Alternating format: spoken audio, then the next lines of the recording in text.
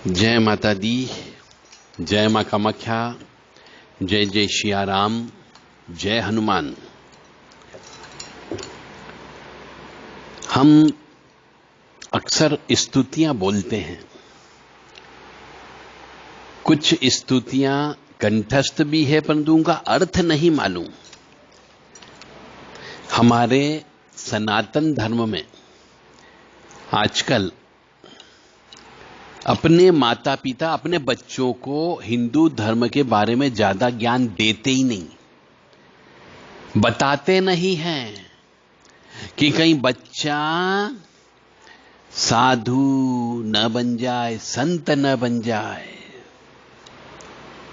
परिवार को छोड़ के न चला जाए, किसी मंदिर में न रहने लग जाए, किसी आश्रम में न सेवा करने लग जाए, तो मेरे कुल का क्या होगा, कैसे कमाएगा, कैसे खाएगा, वंश वृद्धि होगी नहीं होगी, विवाह करेगा नहीं करेगा। इसलिए इस डर के मारे हिंदू सनातनी आजकल अपने बच्चों को हिंदू धर्म की शिक्षा ही नहीं दे रहे। और कोई कोई बच्चा अपने पिछले जन्म के कर्म के प्रभाव से किसी गुरु के सानिध्य में चला जाता है तो वो कुछ स्तुतियों को याद कर लेता है और ईश्वर का नाम लेता है, परंतु उसको अर्थ नहीं मालूम होता है। तो हम आपको आज श्री रामचंद्र जी की जो स्तुति है, आज उसका अर्थ बताने जा रहे हैं। तो रामचंद्र जी की स्तुति नॉर्मली अधिकांशतः मनुष्यों को याद रहती है जो हनुमान जी के भगत होते हैं, श्री रामचंद्र जी के भगत होते हैं।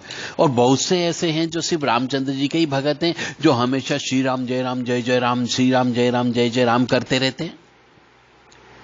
तो राम स्तुति ऐसी है, कंठस्थ हो जाती है, बच्चे को भी कंठस्थ हो जाती है, सिखाने की जरूरत नहीं पड़ती, बशर्ते कि रोजाना माता पिता आरती के बाद में इस स्तुति को घर में बोलना प्रारंभ करते, बच्चा स्वतः सीख जाएगा। श्री रामचंद्र कृपालु भज मन हरन भव भय दारुणम, नवकंजलोचन कंज मुख कर कंज पद कंजारुणम। इसका अर्थ है, हे मेरे मन, तू कृपालु श्री रामचंद्र जी का भजन कर। वे संसार के जन्म मरण रूप दारुणी भय को दूर करने वाले हैं। इसलिए मरते समय मनुष्य जो है राम राम राम राम बुलवाते हैं उसे कि राम राम बोलो। तो पहला जो दोहा मैंने बोला है कि श्री रामचंद्र कृपालु भज मन हरण भव भय दारुणम, नवकंजलोचन कंज मुख कर कंज पद कंजारुणम। यानी हे मेरे मन, तू कृपालु श्री रामचंद्र जी का भजन कर। वे संसार के जन्म मरण रूप दारुण भय को दूर करने वाले हैं और उनके नेत्र नव विकसित कमल के समान है, मुख हाथ और चरण भी लाल कमल के समान है। अब दूसरा दोहा उसमें आता है, कंदर्प अगणित अमित छवि नवनील नीरद सुंदरम, पटपीत मानहु तड़ित रुचि सुचि नोमि जनक सुतावरम। अब इसका अर्थ होता है, उनके सौंदर्य की छटा अगणित काम देवों से बढ़कर है, मतलब इतने ज्यादा सुंदर हैं।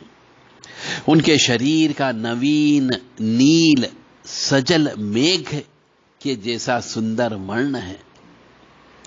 पीतांबर मेघ रूप शरीरों में मानो बिजली के समान चमक रहा है।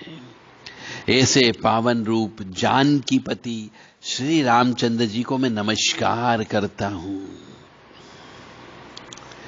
और जो मनुष्य इस दूसरे दोहे का निरंतर अभ्यास करता है, रोज पाठ करता, सिर्फ दूसरे नंबर का दोहा, कंदर्प अगणित अमित छवि नवनील नीरद सुंदरम पटपीत मानहु तड़ित रुचि सुचि नोमि जनक सुतावरम।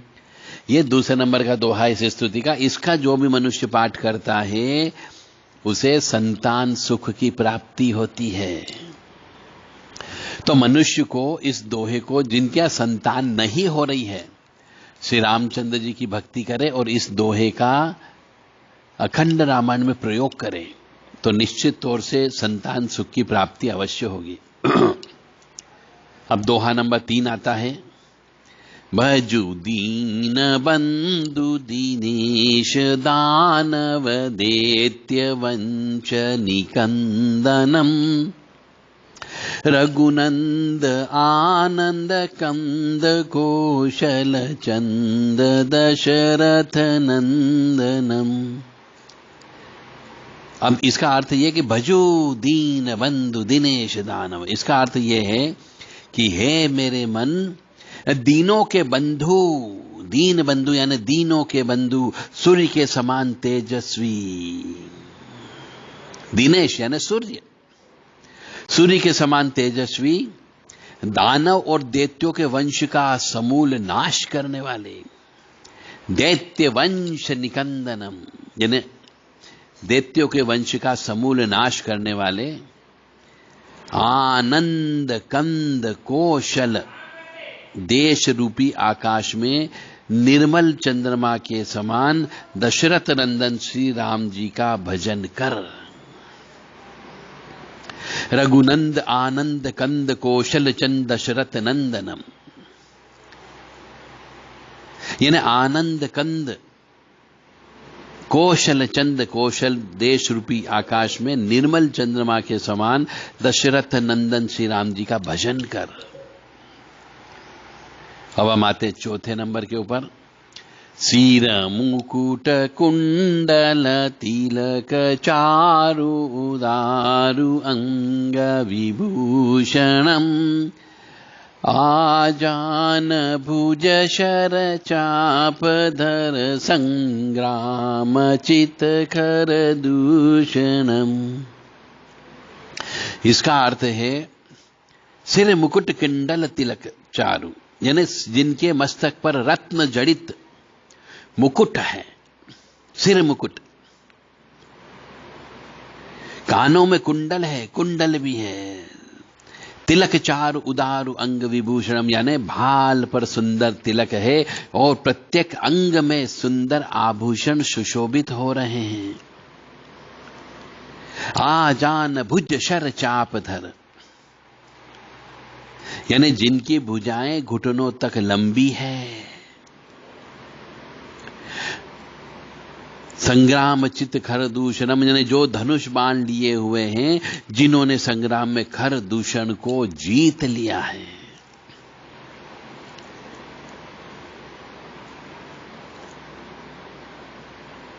और 5वां, इति वदति तुलसीदास शंकर शेष मुनि मनरंजनम मम हृदय कंज निवास कुरु कामादि खलदल गंजनम।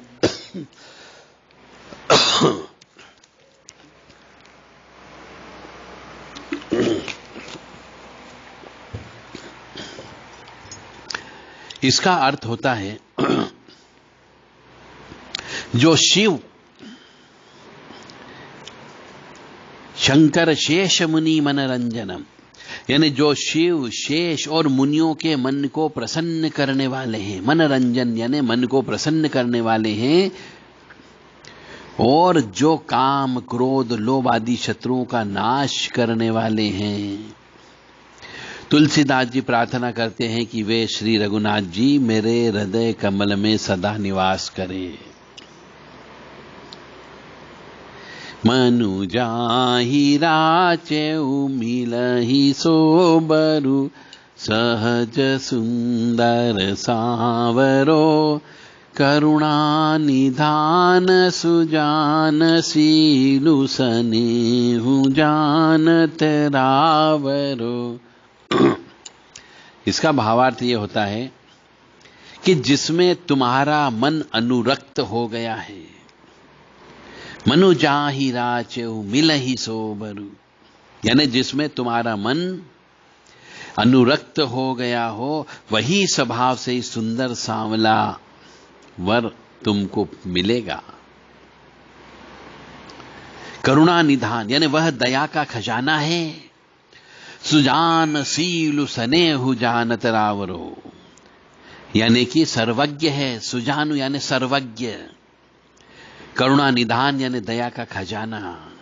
तो वह दया का खजाना है और वह सर्वज्ञ है, तुम्हारे शील और स्नेह को जानता है।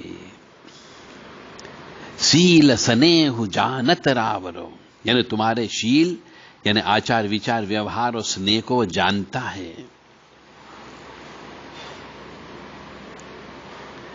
तो यह स्तुति बच्चों से ज्यादा पाठ करवाना चाहिए, बुलवाना चाहिए, ताकि बच्चे को प्रारंभ से ही याद हो जाए।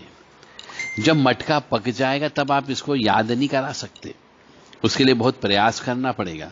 तो बच्चे को जन्म से ही बताना पड़ता है कि ईश्वर होता है और ये ईश्वर को ऐसे मनाया जाता है। अब बच्चा पूछेगा ईश्वर कहाँ है, कैसे है, तो उसे समझाने का प्रयास करिए। अगली स्तुति आती है, इसी में अगला दोहा आता है। एहि भांति गोरी असीस सुनसिय सहित हिय हरषि अली, तुलसी भवानी पूजी पुनि पुनि मुदित मन मंदिर चली। यानी इसका अर्थ है कि एहि भांति गोरी असीस सुनसिय, यानी इस प्रकार श्री गौरा जी का आशीर्वाद सुनकर जानकी जी समेत सभी सखियां हृदय में हर्षित हुई। यही भांति गोरी असीस, गोरी यानी गौरी जी का आशीर्वाद, असीस यानी आशीर्वाद, सुन सिय सुन करके हर्षाई, बहुत हर्षित हुई। तो इस प्रकार गौरी जी का आशीर्वाद सुनकर जानकी जी समेत सभी सखियां हृदय में हर्षित हुई। और फिर तुलसीदास जी कहते, क्या कहते हैं कि तुलसी भवानी ही पूजी पुनि पुनि मुदित मन मंदिर चली। यानी तुलसीदास जी कहते हैं कि भवानी जी को बार बार पूज कर सीता जी प्रसन्न मन से राजमहल लौट रही है। और आखिरी दोहा है, जानी गोरी अनुकूल सियहि हरषि न जाई कही, मंजुल मंगल मूल बाम अंग फरकन लगे। यानी गौरी जी को गोरी अनुकूल सियहि हर्ष न जाई कही, यानी गौरी जी को अनुकूल जानकर सीता जी के हृदय में जो हर्ष हुआ वह कहा नहीं जा सकता। और सुंदर मंगलों के मूल उनके बाएं अंग फड़कने लगे। यानी ऐसा कहा जाता है कि स्त्री का बायां अंग फड़कना अच्छा माना जाता है और पुरुष का दायां अंग फड़कना अच्छा माना जाता है। इसीलिए यहां पे यह आया है कि मंजुल मंगल मूल बाम अंग फड़कने लगे, यानी सुंदर मंगलों के मूल उनके बाएं अंग फड़कने लगे, यानी सीता जी के। तो इस प्रकार ये स्तुति सभी मनुष्य करीब करीब अधिकांशतः जो हनुमान जी मंदिर जाते हैं, श्री रामचंद्र जी के मंदिर जाते हैं, ये स्तुति गाई जाती है और उनको स्वतः याद हो जाती है। पर उनको अर्थ नहीं मालूम था, तो मैंने अर्थ बताने का प्रयास किया है। मुझे उम्मीद है आपको यह अर्थ समझ में आया होगा। फिर भी यदि आपको इस संबंध में और भी कोई श्री रामचंद्र जी के बारे में और भी कोई जानकारी चाहिए, आध्यात्म के बारे में कोई भी जानकारी चाहिए, तो संपर्क कर सकते हैं। व्हाट्सएप के माध्यम से संदेश दे करके 9893128047 और 7649862712 इन नंबरों पर संपर्क करके आप आध्यात्मिक जानकारी प्राप्त कर सकते हैं, आध्यात्मिक ज्ञान ले सकते हैं, आध्यात्मिक पुस्तकें भी खरीद सकते हो। देवराधा ट्रस्ट के द्वारा ज्योतिष से संबंधित भी किताबें लिखी गई है, तंत्र मंत्र से संबंधित किताब लिखी गई है, माला का प्राण प्रतिष्ठा कैसे करें इसके ऊपर किताब लिखी गई है, मंदिर में पूजा कैसे करना चाहिए, मंदिर को जागृत कैसे करना चाहिए, घर के देवी देवताओं से कृपा कैसे प्राप्त की जाए, इस सब ऊपर भी किताब लिखी गई है। विवाह कैसे करना चाहिए, किससे विवाह करना चाहिए, कुंडली मिलान कैसे करना चाहिए, विवाह में पुराने जमाने के कौन कौन से नियम थे, इन सब का पालन क्यों करना चाहिए, ये सब इस विवाह के ऊपर हमने भी एक किताब लिखी है। मकान कैसे बनाना चाहिए इसके ऊपर किताब लिखी है। काली माँ की पूजा कैसे करना चाहिए इसके ऊपर भी किताब है। दुर्गा माँ की पूजा कैसे करना चाहिए इसके ऊपर भी किताब है। और दुर्गा जी की जो नवरात्रि होती है वो कैसे मनाना चाहिए इसके ऊपर भी किताब लिखी गई है।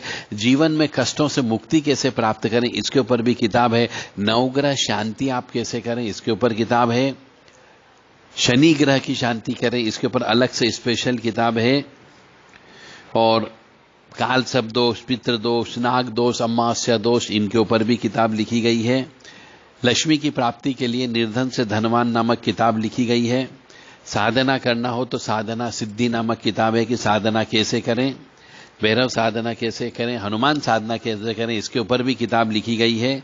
और यदि आप घर में छोटे मोटे टोने टोटके करना चाहते हो तो टोने टोटके के ऊपर भी एक किताब लिखी गई है।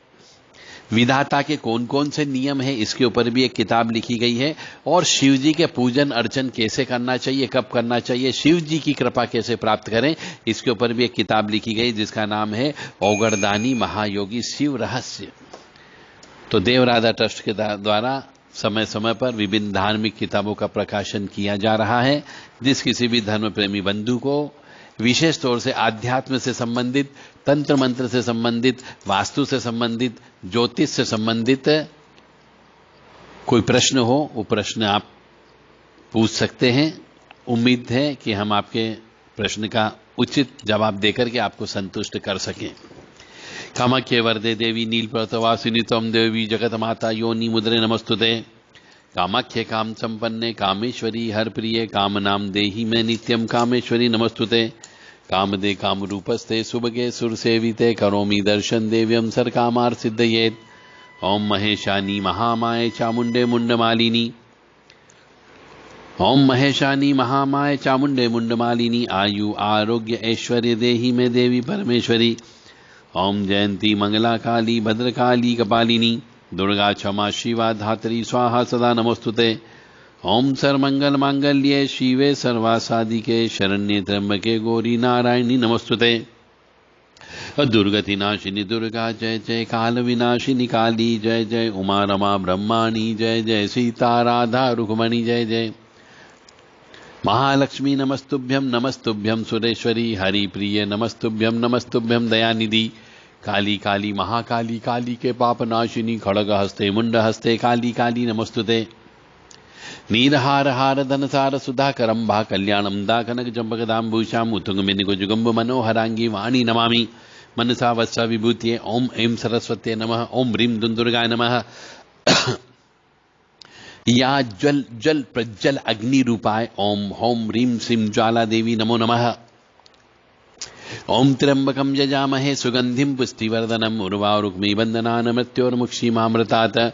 ओम होम जूम सह ओम भूर्भुवः स्वः। ओम त्र्यंबकं यजामहे सुगंधिं पुष्टिवर्धनम् उर्वारुक्मी बंधनान् मृत्योर्मुक्षीयमामृतात्। ओम भूर्भुवः स्वः तत्सवितुर्वरेण्यं भर्गो देवस्य धीमहि धियो यो नः प्रचोदयात्। काली तारा महाविद्या षोडशी भुवनेश्वरी भैरवी छिन्नमस्ता च विद्याधुमा तथा बगला सिद्ध विद्या च मातंगी कमलात्मिका। एतदस् महाविद्या सिद्ध विद्या प्रतिर्गिता। ओम अनंतम वासुकीं शेषम पद्मनाभं च कम्बलं शंखपालाय च करकोटकं तक्षकं च कालीये। ओम ब्रह्मा मुरारी त्रिपुरांतकारी भानु शशि भूमि सुतो बुधस्य। गुरुश्च शुक्र शनि राहु केतवे सर्वे ग्रहा शांतिकरा भवन्तु। मां भगवती जगत जननी आद्य शक्ति भवानी अलहादिनी शक्ति कष्ट निवारिणी दुख निवारिणी महिषासुर मर्दिनी चंडमुंड नाशिनी सिंह वाहिनी क्लेश नाशिनी पाप नाशिनी शत्रु संग विदारिणी आपको सुखी रखे, स्वस्थ रखे, प्रसन्न रखे। हम ऐसी कामना मां भगवती जगत जननी से आप सभी के लिए करते हैं कि मां भगवती सभी के परिवार वालों को सुरक्षित रखे, स्वस्थ रखे, निरोगी रखे, यश दे, कीर्ति दे और मान सम्मान दे। और आप लोग भी मां जगत जननी के प्रति, अपने इष्ट धात्री के प्रति, अपने कुल देवी के प्रति, अपने कुल देवता के प्रति अपने इन हाथों से दान अवश्य निकालते रहा करें। प्रकृति के निमित्त कुछ तो प्रकृति को वापस दे दीजिए। आप खाली हाथ आए हैं, खाली हाथ आपको जाना है। नंगे आए हो, नंगे ही आपको जाना है। कफन में जेब नहीं होती कि हम आपके नोट भर दें। कफन में जेब नहीं होती कि आपको सोने चांदी जो आपने खरीद के छोड़ के जा रहे हो वो दे दें। तो खाली हाथ आना है, खाली हाथ जाना है। तो फिर इन अपने हाथों से जो ईश्वर ने आपको दिया कमाई के स्वरूप में, आपको मकान बना के दे दिया, कारें दे दी, गाड़ी घोड़े दे दिए, बच्चे दे दिए, बीबी दे दी, पूरा परिवार दे दिया। तो जो प्रकृति ने आपको दिया है, आपने प्रकृति को वापस क्या किया वो आप एक बार सोचो। और भगवान आपसे सब नहीं मांग रहा कि मैंने जो तेरे को दिया, तू जा रहा है तो मकान तोड़ के जा, तू मर रहा है तो तेरी सोने चांदी तू वापस दे दे। नहीं, वो नहीं मांगता तुमसे। वह सिर्फ आपसे मांगता है 10% हिस्सा दान स्वरूप मांगता है कि तू खाली हाथ आया था। यदि तेने कमाया करके मकान खरीद लिया, यदि तेने पैसा कमा करके यदि गाड़ी घोड़े खरीद लिए हैं, यदि विवाह हो गया है, बच्चे खरीद लिए हैं, सोने चांदी खरीद लिए हैं, धन संपत्ति और ऐशो आराम की चीजें जमा कर ली, तो अपनी कमाई का तो 10वां हिस्सा मुझे नहीं दे सकता। सिर्फ 10वें हिस्से की तो वो बात कर रहा है आपसे, परंतु मनुष्य ये 10वां हिस्सा भी नहीं देता है।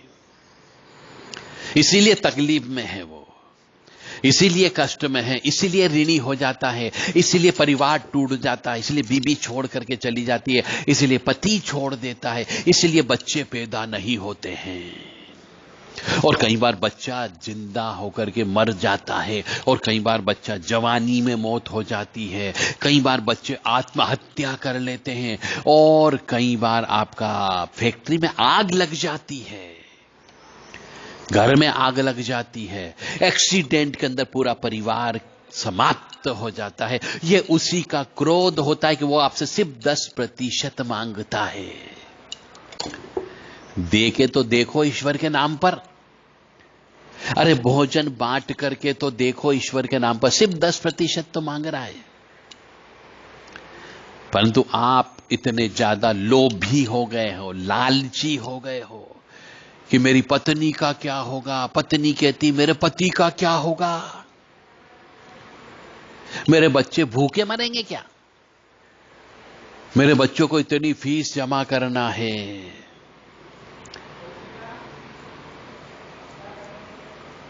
मेरे बच्चों को बड़ी गाड़ी दिलाना है, मेरे बच्चों को बड़ा कैमरा दिलाना है, उसकी भी तो सुख सुविधा देखना पड़ेगी। अब वो बड़ा हो रहा तो उसके लिए बड़ा मकान देखना पड़ेगा, उसके लिए अलग कमरे की व्यवस्था करना पड़ेगी। तो वो दान नहीं निकालता है, दूसरों की चिंता करता, बजाय अपनी इस आत्मा की चिंता करना चाहिए उसे, क्योंकि हर मनुष्य की आत्मा का अलग अलग प्रभाव है। जो आत्मा जैसा कर्म करके, जैसा खेत बो करके जाएगी, वैसा ही उसको अगले जन्म में प्राप्त होना है, जिसको हम प्रारब्ध कर्म कहते हैं। तो यदि आप धन संपत्ति पाप कर्म करके अपने बीवी बच्चों के लिए छोड़ के चले गए हो, तो पाप ही तो साथ लेकर के जाओगे, धन संपत्ति साथ लेकर के नहीं जाएंगे। उसका तो वो लोग भोग करेंगे जिसके लिए तुमने पाप कर्म कर दिया। यानी अपनी आत्मा को तुमने इतना नीचा गिरा दिया कि अगला जन्म तुम्हें कौड़ी के रूप में लेना पड़ेगा, कहीं विकलांग के रूप में लेना पड़ सकता है, अंधे के रूप में जन्म लेना पड़ सकता है, लूला लंगड़ा पैदा हो जाओगे। अरे किसी भी योनि में रहोगे तो भी अंधे पैदा हो सकते हो, किसी भी योनि में पैदा हो जाओगे, चाहे वो कुत्ते की योनि में चले जाओ, चाहे कीट पतंग की योनि में चले जाओ, चाहे पशु की योनि में चले जाओ, पक्षी की योनि में चले जाओगे। कई बार लूले लंगड़े भी पैदा देखे गए हैं। इसीलिए आप सब लोगों से विनम्र निवेदन है कि अपनी जमा पूंजी का जितना जिंदगी में कमाया हो, जिंदगी में जितना पैसा कमाया हो, उसका 10वां हिस्सा दान पुण्य में लगा दो, यज्ञ करने में लगा दो, हवन करने में लगा दो, परोपकार करने में लगा दो, प्याऊ खोल दो, भंडारे खोल दो।